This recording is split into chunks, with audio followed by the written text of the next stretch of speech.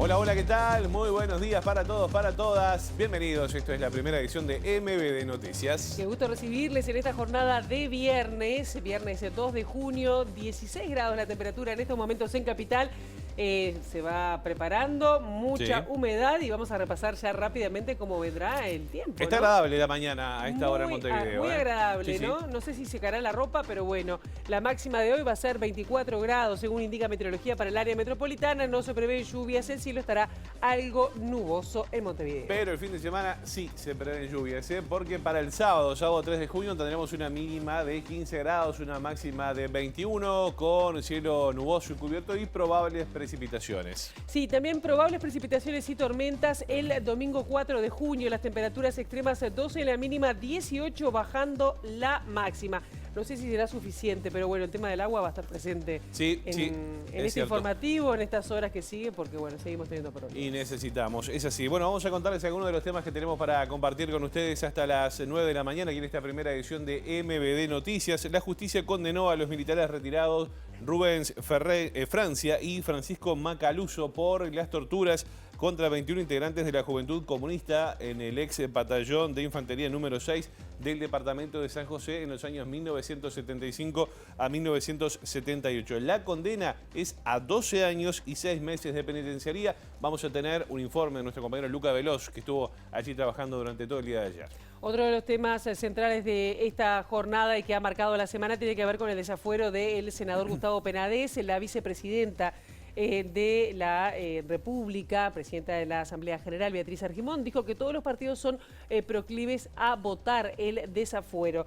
Sin embargo, no existe acuerdo sobre el trámite parlamentario que se le dará al recurso, si pasará o no por la Comisión de Constitución y Códigos o directo al plenario. Aunque Penades ya pidió que no pase por la Cámara, por la Comisión de Constitución y Códigos. Ahí va, se taló la cosa. Bueno, a propósito de la crisis hídrica, la bancada de diputados del Frente Amplio presentó una minuta de comunicación dirigida al Poder Ejecutivo para que el IMESI al agua, estamos hablando del agua mineral embotellada, con o sin gas, bueno, justamente se le quite este IMESI. La medida podría tener un impacto de 15 pesos por bidón de agua. Bien, y vamos a otros temas que tienen que ver con las jubilaciones, porque el secretario general de la ONAJPU, la organización que agrupa jubilados y pensionistas, Sixto Amaro, dijo que el ministro de Trabajo y Seguridad Social, Pablo Mieres, no respondió sobre el planteo de aumentar las jubilaciones mínimas a partir del 1 de junio y cuestionó al presidente de la República que siga sin responder el pedido de entrevista de la organización de jubilados. También hoy vamos a tener una interesante entrevista, justamente pasada a las 8:30, ¿no? Sí, exactamente, vamos a estar recibiendo a Robert Moré, actor, Darviña Viera, ex fiscal, para hablar sobre una obra de teatro que, bueno, atraviesa lo que es el tratamiento, el abordaje de la justicia en casos sobre todo de delitos sexuales, de una violación concretamente, y cómo se maneja el sistema judicial, tema más que actual con los últimos acontecimientos además históricos del país. Eso será pasada a las 8:30 de la mañana aquí en TV Ciudad. Algunos de los temas que tenemos para compartir con ustedes en esta primera edición de MBD Noticias. Ahora vemos cómo está Montevideo a través de las cámaras del Centro de Gestión de Movilidad, @IMTránsito, @MBD Transporte. Algunos aportes que nos hace el CGM a esta hora. Sí, Gaboto entre Guayabos y Rodó va a estar cortado hasta las 12 del mediodía por trabajos de hormigonado, y José Cabrera entre José Cerrato y Raúl Piallo hasta las 12:30 por podas. Esparta, entre General Flores y Aparicio Saravia, cortado hasta las 4 de la tarde por tareas de UTE. Joaquín de Salterán, entre Ana Monterroso y Avenida Rivera, hasta las 5 de la tarde, cortado también allí por tareas de carga y descarga. Trabajos de hormigonado van a llevar Quepando entre Libres y Marcelino Bertelot va a estar cortado hasta las 5 de la tarde.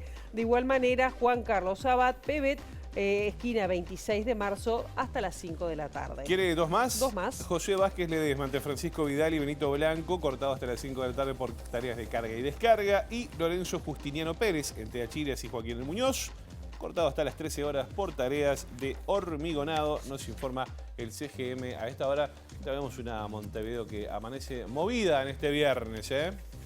Sí, el sol es tímido todavía, ¿no? Está como timidón. Sí, le cuesta salir. A su lado todavía no está. Azulado, muy bien el azulado. Sí, gracias. Fue el cielo, ¿no? Claro. Vamos a comenzar el desarrollo informativo y tiene que ver con lo que decíamos recién en los adelantos, porque la vicepresidenta de la República, Beatriz Argimón, hizo un sondeo entre los partidos políticos con representación parlamentaria y todos serían contestes en votar, es decir, favorables a votar el desafuero del senador Gustavo Penades. Sí, sin embargo hay incertidumbre dentro justamente del Partido Nacional, hay diferencias sobre cuál será el trámite, porque en ese partido pretenden que el tema sea votado con carácter de grave y urgente en el plenario de senadores del próximo martes. Todos los partidos están contestes, obviamente, a levantar el desafuero tal cual lo solicita la fiscal del caso.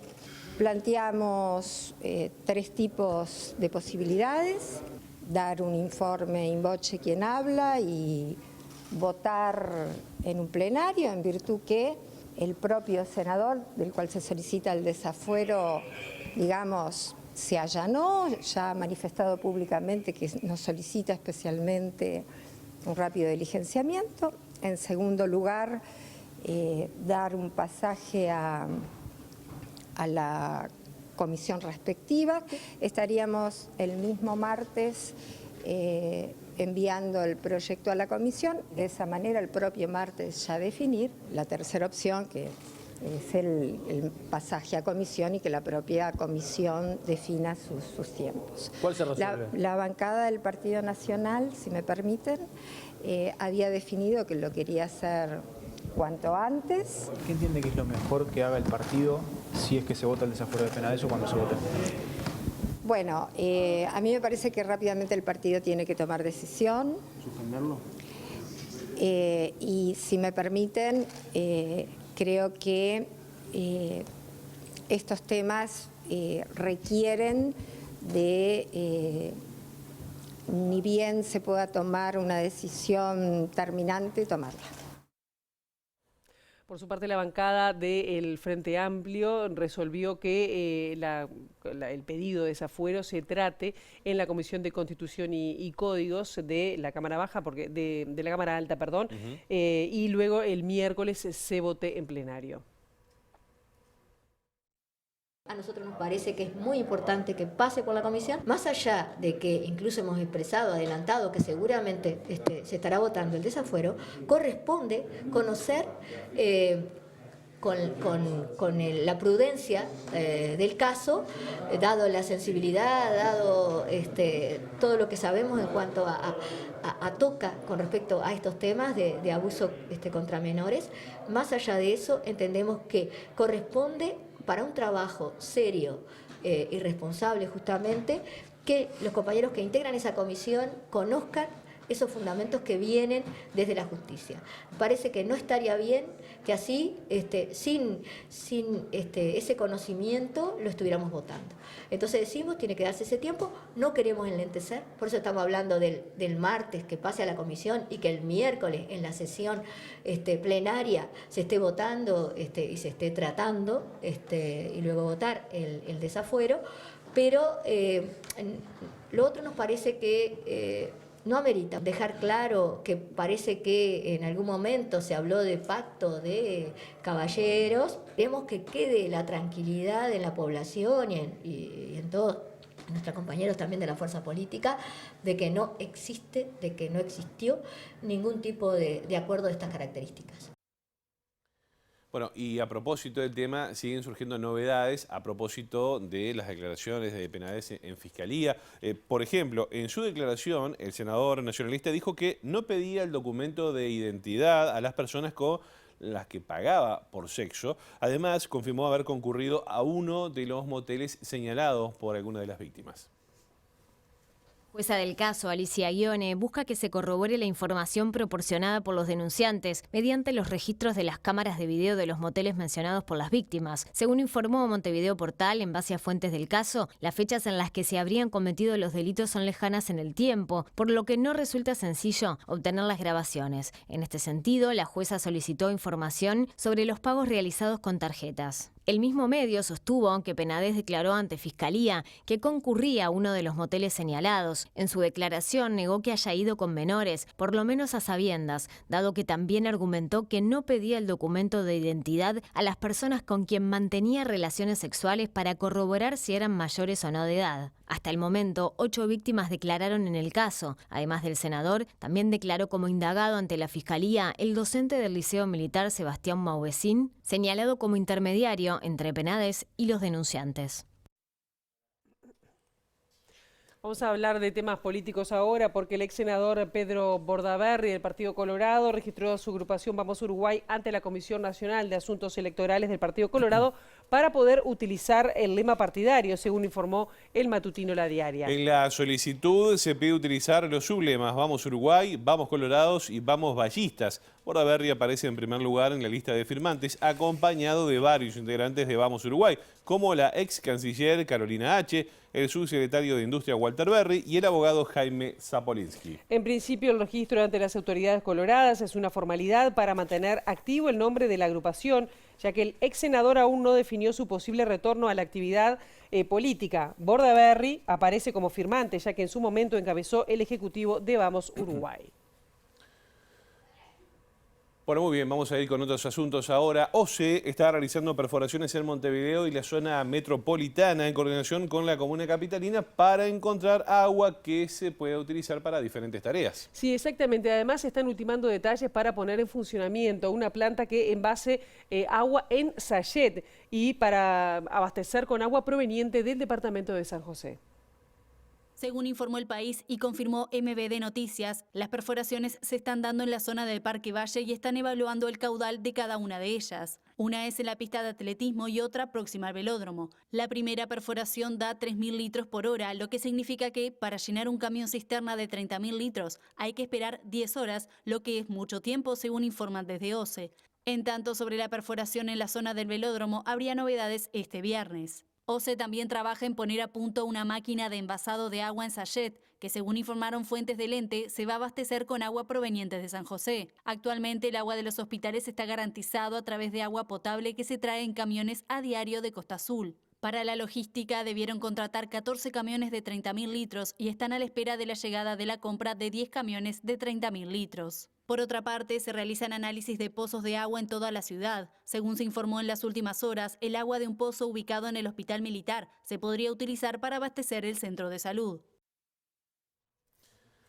Bueno, muy bien. Uno de los temas que les contábamos en el arranque de esta primera edición de MD Noticias, que nuestro compañero Luca Veloso estuvo trabajando desde muy temprano allí con nuestro equipo, tiene que ver con lo que ocurrió ayer en el departamento de San José, porque la jueza penal Elvia Merlo condenó a 12 años y 6 meses de penitenciaría a los militares retirados Rubén Francia y Francisco Macaluso por justamente delitos contra 21 integrantes de la Juventud Comunista cometidos en el ex batallón de infantería número 6 en aquel departamento en San José entre el año 75 y 78. Sí, en una sentencia histórica los condenados fueron responsabilizados de cometer torturas y reiterados delitos de privación de libertad continuados en grado de coautoría y con agravantes de persecución política. Condénase a Francisco Macaluso y a Rubens Darío Francia como coautores penalmente responsables de reiterados delitos continuados de privación de libertad, muy especialmente agravados en reiteración real con reiterados delitos de tortura, a la pena de 12 años y 6 meses de penitenciaría con descuento de la preventiva cumplida, siendo de su cargo las accesorias legales de rigor.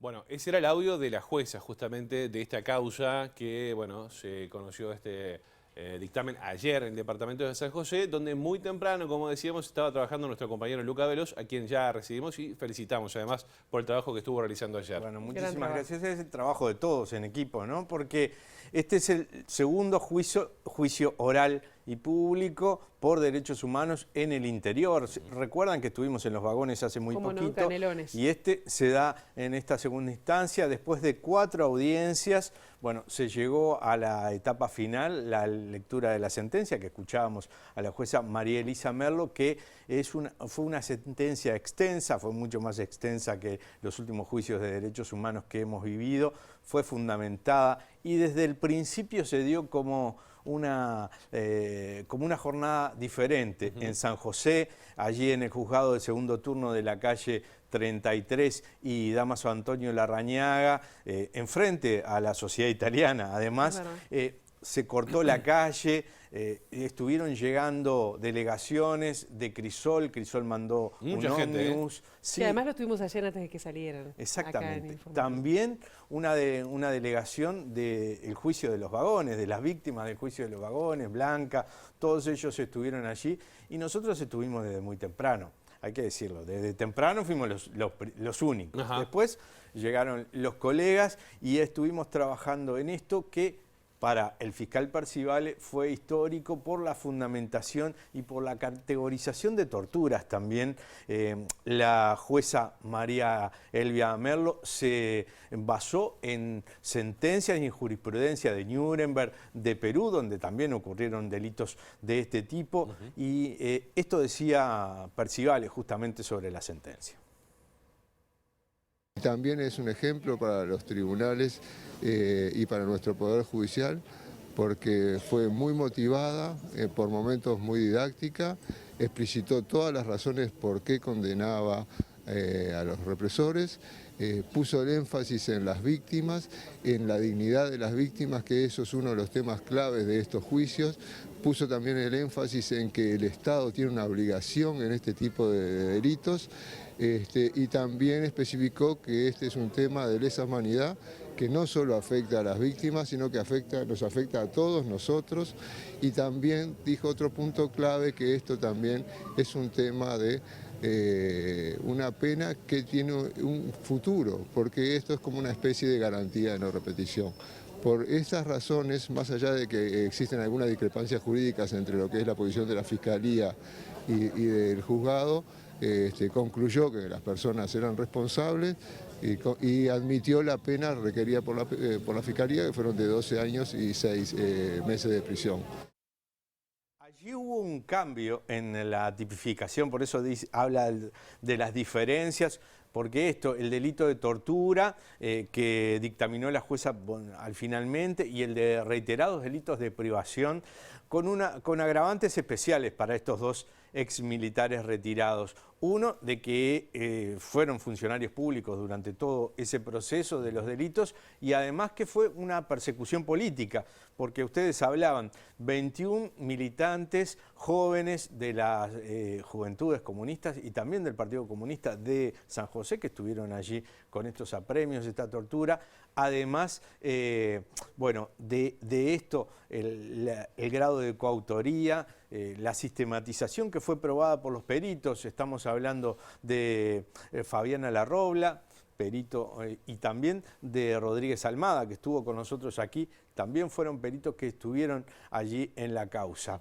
Esto empezó en 2020, cuando se reunieron las víctimas, empezaron a juntar esta experiencia a través del Observatorio Luz y Barburu, sí, también que los patrocinó. Allí una exposición el 27 de junio del 2020 en la plaza, fue toda intervenida, y ahí dice, bueno, ¿por qué no nos juntamos por esto? No se habían juntado. No se habían juntado por este motivo. No, se conocían entre ellos, por supuesto, claro. Tenían contacto, sí. Pero bueno, fue muy removedor estos 50 años. Vamos a escuchar un testimonio muy especial, que no lo compartimos ayer en el Central, el de Pablo Casartelli, que decía esto.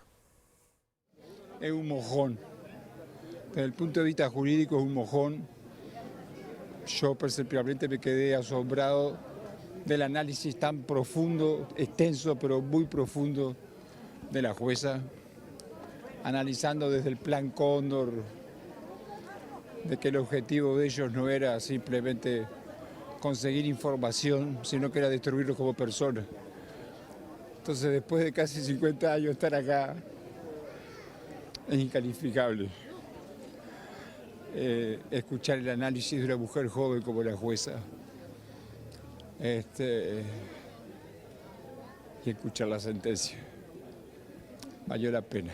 Esa es la definición mía que tengo hoy. Todo el sacrificio valió la pena. Quedo con eso, ¿eh? La instancia que se vivió allí, la emoción cuando salieron del juzgado, y algo que decía Pablo y también otras de las víctimas y la gente que estaba allí, el nunca más se reiteró, fue una de las frases que se reiteró más allí en la arenga, pero las dificultades que tuvieron ellos, durante este periodo y también cuando salieron en un pueblo chico, Claro. usted lo conocerá, era de allí, Pilar. 18 años tenía además Pablo Casartelli en ese, Bueno, cuando pero fue todos vivieron preso. como Sí, sí. también el escarnio, ¿no? En un pueblo chico Sentirse se vieron señalados. radiados. Claro. Y esto nos decía... Ignorados, invisibilizados. Exacto. Margarita Boidi, una de las testigos y víctimas, además es la madre de Carlito Barceló, muy conocido. Es maestra, fue maestra en ese tiempo y decía esto. Incluso cuando salimos en libertad, no salimos en libertad. No teníamos dónde trabajar, saber que las rejas estaban en la calle. Bueno, digo, también salimos en libertad, pero teníamos que presentarnos semanalmente en un lugar. Y allí, no solo nosotros, sino la familia que nos llevaba.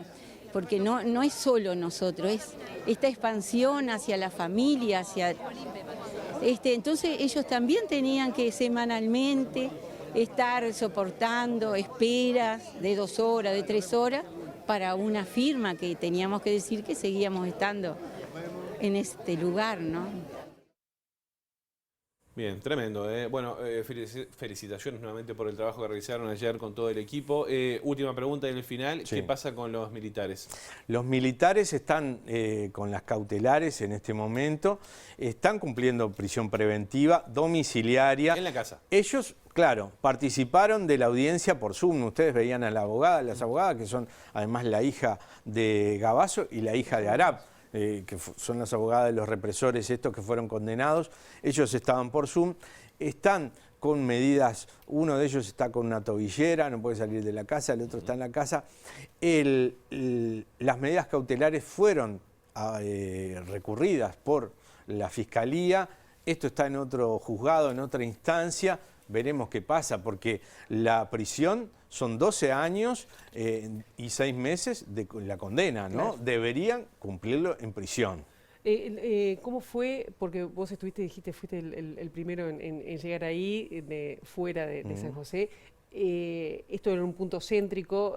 ¿Veías que la gente pasaba, se detenía? ¿Cómo fue esa sensación que sentiste afuera del Al juzgado? principio tiré algo, se cortó la calle. Desde temprano, la Intersocial de San José también estuvo rodeando mucho a esta gente. El plenario de trabajadores Maragatos. También allí en la conferencia de prensa que dieron después estuvo el Observatorio Luis Ibarburu y también Fernanda Aguirre del Observatorio del PIT-CNT, pero todo, hubo un montón de gente que pasó por allí, pero también había gente que no sabía qué pasaba. Y preguntaban, ¿qué es esto? ¿Qué está pasando? Y bueno, ¿Qué reacciones la había? cantidad de gente, que eran 100 personas que en el medio de San José llamaban mucho la atención, le explicaban lo que estaba pasando. Increíble. Gracias, Luca. Bueno, muy bien. Nosotros seguimos con otros asuntos por acá, bueno, vinculados justamente a esta situación, porque para el abogado Pablo Chargonia, del Observatorio Luis Ibarburu, además, este fallo es el mejor fundamentado hasta el momento respecto a otros crímenes de lesa humanidad. Su difusión va a ser muy importante para la sociedad por las razones que estamos diciendo, particularmente en estos tiempos en donde se intenta una vez más acudir a la teoría de los 2 demonios, a las teorías negacionistas, a la superación y dar vuelta el pasado, fallos de esta naturaleza que consideran que los crímenes cometidos acá en San José son crímenes contra la humanidad, son de enorme importancia. Por lo tanto, tenemos un desafío político en el mejor sentido del término, que es divulgar, difundir este documento, porque pone el acento adecuadamente. Dice la jueza, y eso también me parece sumamente útil y sensible, que esta no es una justicia oportuna, en el sentido que llega muy tarde. Eso es cierto. Pero también es cierto que llega con el derecho adecuado, es decir, que acumulación del derecho internacional, de los tratados, de los tribunales internacionales, el mejor derecho, el que mejor explica qué es un crimen de lesa humanidad, también están en este fallo. Y si bien llega tarde, llega en cierto sentido con una oportunidad política distinta, me parece a mí, en cuanto pone las cosas en su lugar. Estos crímenes aberrantes no pueden amnistiarse, no pueden quedar sin castigo y no puede haber ninguna forma de beneficio a quienes lo cometieron, por tratarse de conductas extraordinariamente lesivas, agresivas, aberrantes, como digo. Bien, cambiamos de tema. Ustedes recuerdan que hace algunos días dábamos cuenta de una carta que la intendenta de Montevideo, Carolina Cose, envió al ministro de Vivienda por el realojo de 39 familias. El ministro de Vivienda, Raúl Lozano, justamente contestó esta carta enviada por Carolina Cose y le propuso trabajar en conjunto para lograr el realojo que pidió de 39 familias del barrio 1 de Mayo que viven en zonas inundables. Coincidimos en la necesidad de atender la penuria que están pasando estos ciudadanos, que lamentablemente no se diferencia la de otros miles de casos similares de vulnerabilidad habitacional, expresó Lozano. Según la carta, entre 2011 y 2017, el Ministerio atendió la problemática de este asentamiento a través del Plan Juntos con la construcción de vivienda, pero los hechos demuestran que no fueron suficientes y nos queda más por hacer y mejorar. Ante esto, el ministro dispuso que desde junio se coordine con la Intendencia para dar una rápida respuesta al barrio 1 de Mayo, atendiendo de forma simultánea la problemática con el asentamiento 22 de Mayo, decía Lozano.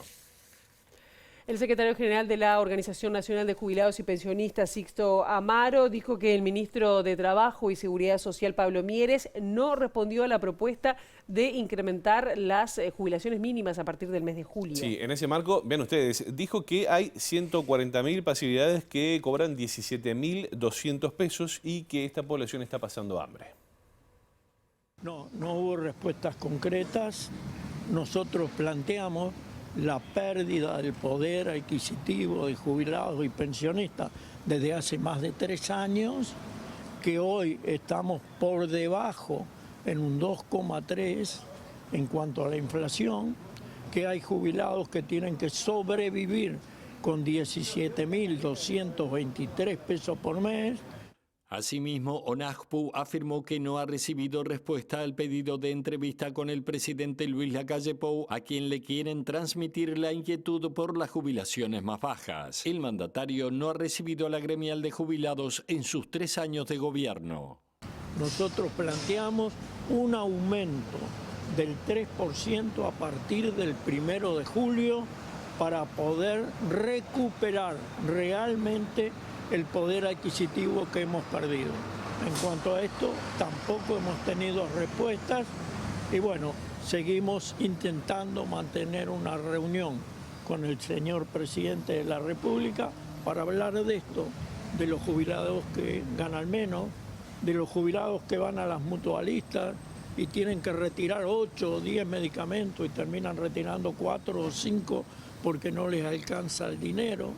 Queremos hablar de los jubilados que no llegan a fin de mes para comer porque no les alcanza. Hay jubilados que están pasando hambre. Bueno, señores, vamos a cambiar de tema, vamos a hablar del Mundial Sub-20, porque ayer tuvimos un sufrido partido frente a Gambia. Uruguay ganó 1-0, derrotó a su par de Gambia, como decíamos, y de esta manera, bueno, se metió en los cuartos de final y estamos entre los 8 mejores del mundo, ¿eh? Sub-20. Tras el gol de Anderson Duarte, la Celeste avanzó a cuartos de final. En lo de 3 delanteros titulares, estamos hablando de Luciano Rodríguez, que está suspendido, Matías Zabaldo, lesionado. Ojalá, pensando en la semi, veremos qué pasa. Bien, y ahora hacemos una breve pausa, ¿qué le parece? Sí, ¿qué tenemos después de la misma? Vamos a hablar de una obra de teatro muy especial que se llama Consentimiento y trata varios temas de actualidad en esa, digamos, el rol de la justicia, la mirada hacia temas que tienen que ver, por ejemplo, con delitos sexuales y una mirada de género. ¿La tienen o no la tienen? Sí, exactamente. Pausa, ya seguimos.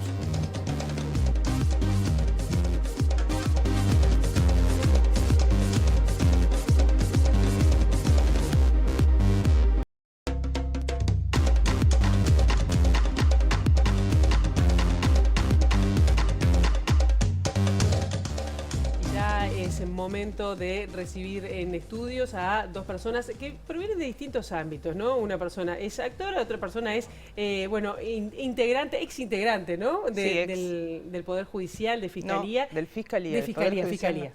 Estamos hablando de, bueno, la que he hablado, ya la estaban viendo, Darviña Viera, que hasta hace poco se desempeñaba como fiscal de delitos sexuales, y Robert Moré, actor. bienvenidos y muchas gracias por estar acá. Gracias por la invitación. Un tema muy apasionante que además lo discutimos mucho para cómo era el planteo, ¿no? De traer una obra de teatro en el medio de un noticiero, pero tenía un porqué, una obra que se llama Consentimiento, que es de una autora inglesa.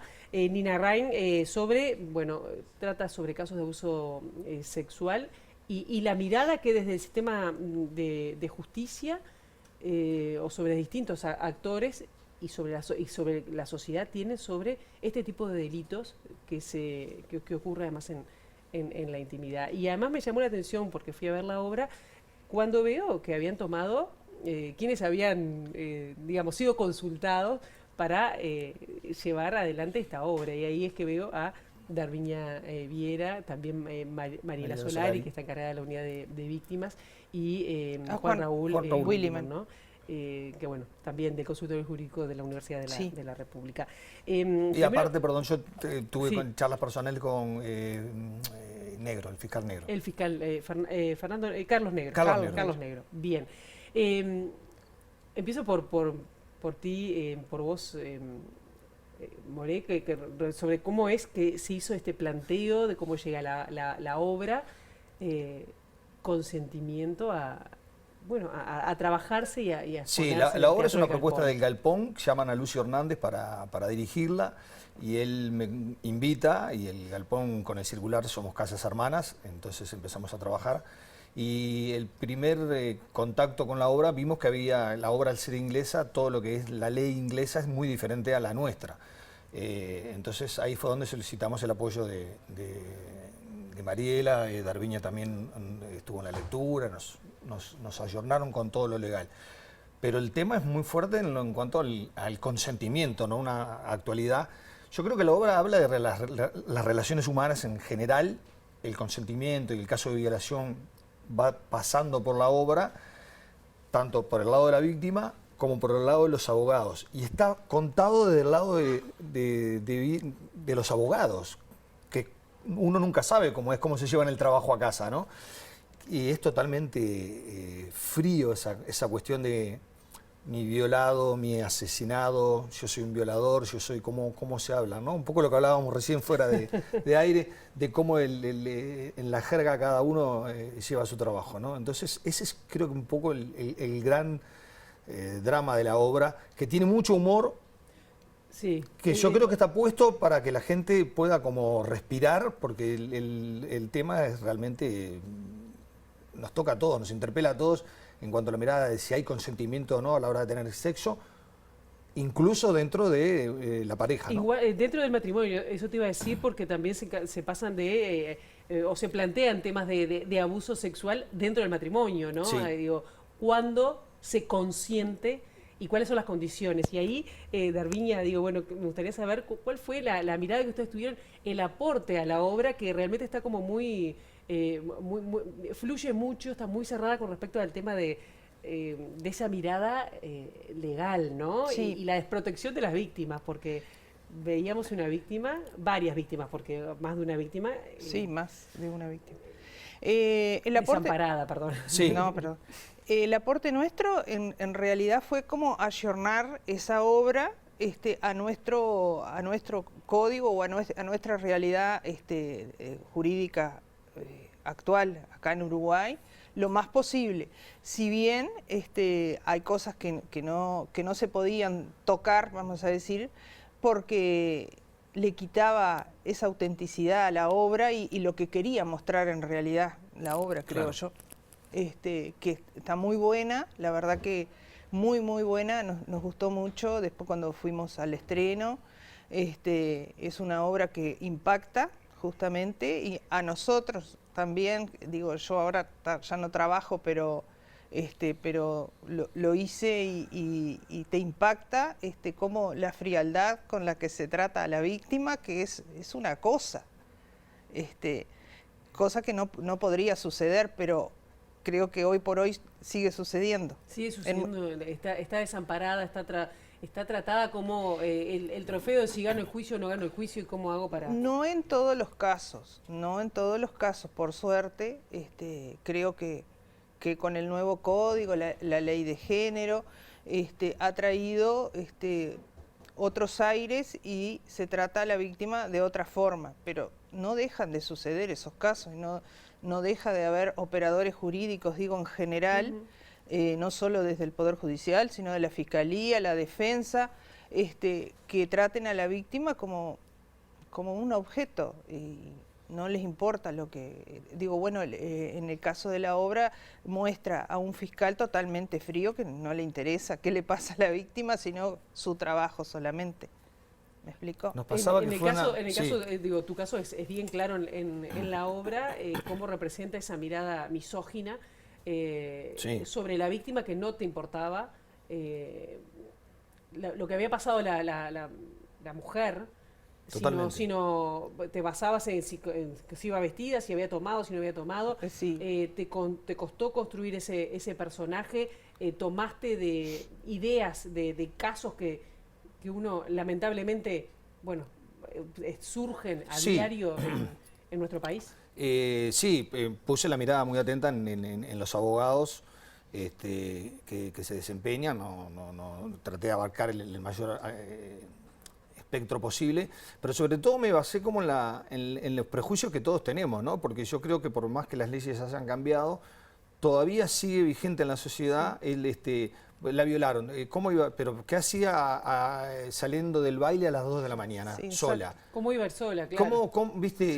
Esas cosas, ¿no? Y en el caso de, por ejemplo, la víctima en concreto, que va al psiquiatra o había tomado, como que son atenuantes, ¿no? Ah, bueno, pero si tomó, si tomó no tienen, es como cualquiera de nosotros, creo que todos tomamos una copa de alcohol o no, pero digo, no tiene nada que ver con el hecho, ¿no? Entonces fue como desde la mirada desde ahí, del prejuicio y cargarlo con eso de, bueno, yo tengo que hacer mi trabajo y mi trabajo es ganar, no me importa cómo, ¿no? No creo que todos los abogados sean así, pero me parece que hay varios que se desempeñan de eso, ¿no? O sea, su trabajo es ganar. Falta de empatía. Totalmente, pero bueno, todos tienen derecho a la defensa, como te dicen algunos, pero claro, es horrible, el tema es horrible, ¿no? Digo yo, o sea, defender a alguien que robó es una cosa, pero defender a alguien que violó, después que está comprobado, me parece que es como... Es más difícil, Larriña, vos que estuviste en la Fiscalía de Delitos Sexuales, que además, bueno, fuiste muy mediática con el caso Océano, ¿no? Que además en algún momento, al principio del caso, llamaste a decir, bueno, el que tenga datos que aporte. Es decir, nos sigue costando como sociedad, viviste esas mismas trabas, digamos, de mirada, no de género, una perspectiva misógina, de dejar a las víctimas en ese lugar. Sí, y especialmente la explotación sexual. Justamente creo que con el caso Océano nosotros le dimos más difusión por eso, porque para tratar de cambiar un poco la mirada de la sociedad, porque la mirada de la sociedad, no digo de toda, pero de una gran parte de la sociedad al principio era ah, bueno, sí, está, pero ellas eran mentirosas, ellas esto, ellas lo otro, ellas los engañaban. No seas malo. Entonces nosotros, desde ese punto de vista, tratamos de cambiar esa mirada de la sociedad y creo yo que lo logramos, digo, no de toda la sociedad, por supuesto, porque, digo, hay gente que sigue pensando de que ellas eran las vivas, pero... Sí, esas dificultades existen, digo, tanto para la Fiscalía como para la defensa de la víctima, sí. Y es duro enfrentarse, por ejemplo, me imagino, bueno, tú lo viste como actor, pero enfrentar en un juicio estos discursos... Sí. ¿Cómo? Es duro. En el caso de los delitos sexuales, generalmente te enfrentás todos los días en juicios, en audiencias más comunes con este tipo de cosas, digo, sí, porque la defensa justamente trata de poner la culpa en la víctima casi siempre, ¿ah? En que la víctima hizo tal o cual cosa, por eso tal cosa. ¿Me explico? Sí. Entonces, digo, sí, es muy duro. No es lo mismo ir, como decía More, ir a un hurto, por ejemplo. un fiscal que va a un hurto. Yo no digo que no sea importante, ojo, pero no es lo mismo. Te enfrentás con otro tipo de cosas, tenés que tener mucho más cuidado con la víctima, de no vulnerar sus derechos, de protegerla. No sé si me explico bien. Sí, sí, sí. ¿Ah? Dijeron que esta obra es más dura que la original, que se estrenó en 2017 en Londres. ¿En qué sentido o cómo trabajaron eso? Nosotros, bueno, la recortamos bastante, porque la obra dura como 2 horas. Sí. 45. Sí. La nuestra dura 1 hora 45. Pero la original era 2 horas 40. 2 horas 40, sí, tenían entreacto y sí, había mucha cosa que se repetía y que no aportaba.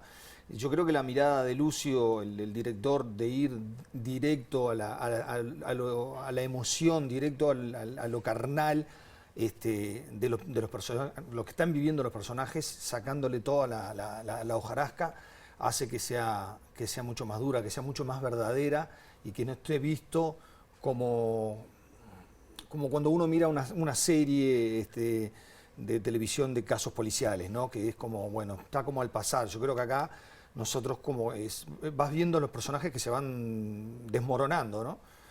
Y increíblemente yo creo que el humor que tiene la obra la hace más dura todavía, porque es una obra que tiene humor, sí. Y creo que está puesto para aflojar un poco al espectador, ¿no? De lo que estás viviendo. Entonces, claro, con eso yo te hago reír, te aflojo y ahí viene el golpe, ¿no? Sí, sí. Uno no puede creer que se esté riendo de algunas cosas que pasan. No. Un lenguaje bastante fuerte, a mí me pareció. Sí. Un lenguaje soez, digo. Pero está hecho en función de que... Es así como... Sí. Sí, la traducción. Como sucede, y es así como sucede en la realidad.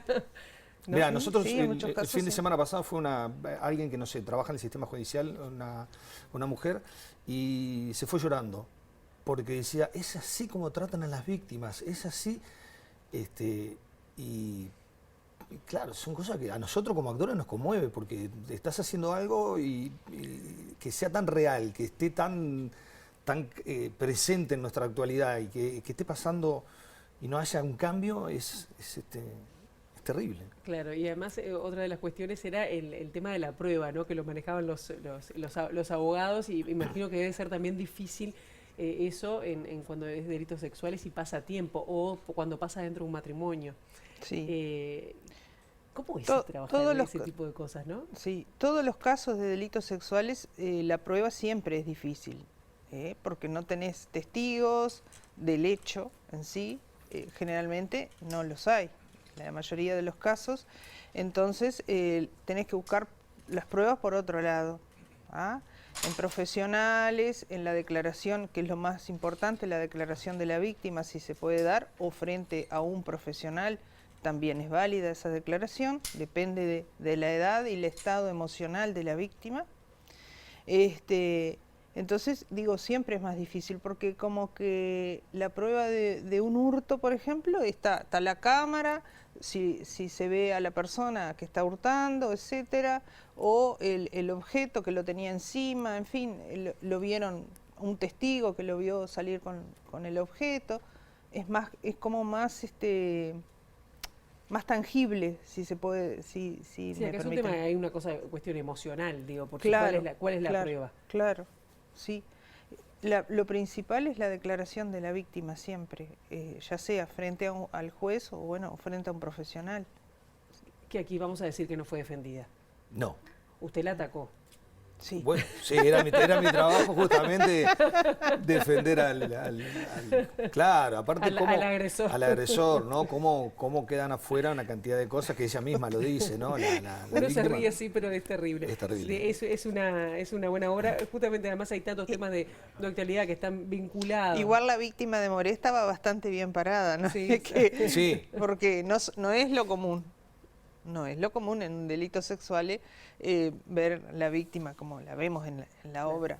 ¿Y es común las amenazas, por ejemplo? Digo, bueno, no estamos nada que ver, digo, pero hay cuestiones actuales, estoy pensando en el caso que está hoy en la palestra pública, de casos penales, digo, pero y varios casos más de delitos, que hay amenazas para que no se denuncie. Eso pasa también. No es lo común, pero pasa. Pasa, sí. Sí, yo ahí no tengo... Bueno. Tengo la mirada como... Me quedo con gusto a seguir viendo, a verla de vuelta, porque la vi también en el estreno. Yo le agradezco a Robert Moré y a Darviña Viera que hayan estado acá. Se exhibe en el Galpón, sábados y domingos, 19... 20 y 30 los sábados y 19 los domingos. 19 los domingos, y bueno, dirigida por Lucio Hernández, Estefanía Costa también integra el elenco, Soledad Frugone, Soledad Lacasi, Claudio... La Chowis. Bien. Sí. Guadalupe Pimienta y Pablo Robles. Gracias por estos minutos aquí. Muchas gracias. Por favor. Bueno, Gracias nuevamente agradecerle a Darviña Se portaron bien, hicieron bien todo, sí, excelente. Todo lo que nos dijeron, lo hicimos. Muy bien, yo le digo a la gente que vaya a verla la obra porque está muy buena y les va a impactar. Es interpelante, interpelante. Gracias. Muchas gracias. Bueno, muy bien, queda hecha la invitación entonces. Nosotros ahora vamos con otros asuntos, porque un reporte del Banco Mundial confirma que los niños, niñas y jóvenes afrodescendientes en América Latina enfrentan oportunidades desiguales. El documento también señala deficiencias aquí en nuestro país. El informe señala que la infancia y adolescencia afrodescendiente tienen acceso a educación de menor calidad, obtienen peores resultados de aprendizaje, tienen más probabilidades de abandonar el sistema educativo temprano y luego de completar su ciclo educativo. Tienen retornos mucho menores en el mercado laboral por los años invertidos en educación. El reporte indica que en Uruguay, uno de los países más igualitarios en la región, solo 1 de cada 3 afrodescendientes había completado la secundaria en 2019, un avance si se lo compara con el del 2015, cuando la relación era 1 de cada 5, pero muy por detrás del resto de la región, señala el informe. Además, la tasa de finalización de los estudiantes uruguayos blancos también está entre las más bajas de la región, pero muy por arriba del promedio para afrodescendientes. En Uruguay, las desventajas educativas que enfrentan los afrodescendientes se vuelven más notorias a medida que crecen, mientras que prácticamente no existen diferencias en cuanto a acceso y tasas de finalización a nivel de escuela primaria. Existe una brecha notable en educación secundaria en tasas de repetición y resultados entre jóvenes blancos y afrodescendientes, así como en la tasa de asistencia. El informe marca deficiencias en los textos educativos referidos a la población afro en América Latina. Sobre Uruguay expresa que los libros de historia hablan de discriminación racial, pero los personajes que se analizan en esta discusión son Martin Luther King, Malcolm X y Nelson Mandela. Esto sorprende ya que el país fue cuna de algunas de las organizaciones políticas afrodescendientes más antiguas de la región y es reconocido a nivel internacional por sus políticas progresistas e inclusivas, incluyendo programas y leyes de acción afirmativa, destaca el informe. Señoras y señores, hasta acá llegamos con la primera edición de MBD Noticias, pero no se vaya de la pantalla de TV Ciudad, porque en minutos arranca Ciudad Viva. La actualización informativa será a las 13:30, luego a las 19, y nosotros nos encontramos con el gusto de siempre el próximo lunes, aquí a las 8, con la primera noticia de TV Ciudad. Claro que sí. Pase muy bien.